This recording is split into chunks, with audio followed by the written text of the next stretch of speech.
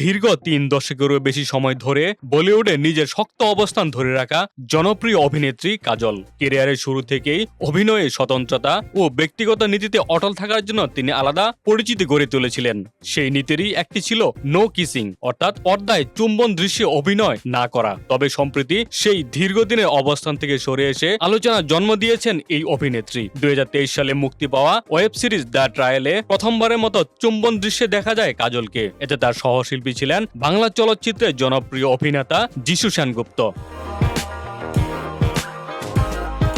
সিরিজটি মুক্তির পর থেকেই এই দৃশ্যটি দর্শকদের মধ্যে বেশ আলোচনা জন্ম দেয়। অনেকে প্রশ্ন তুলেছিলেন, কেন এতদিনের নিয়ম ভাঙলেন কাজল? সম্প্রতি আন্তর্জাতিক ইউটিউবার ও উপস্থাপক লিলি সিং এর পডকাস্টে অংশ নিয়ে এ বিষয়ে খোলামেলা কথা বলেন তিনি। কাজল জানান, এই দৃশ্যটি হঠাৎ করে যুক্ত করা হয়নি কিংবা শুধুই চমক তৈরির জন্য রাখা হয়নি, বরং চরিত্রটির আবেগ, মানসিক টানাপোড়েন এবং জীবনের অপূর্ণতার একটি গুরুত্বপূর্ণ বহিঃপ্রকাশ ছিল এটি।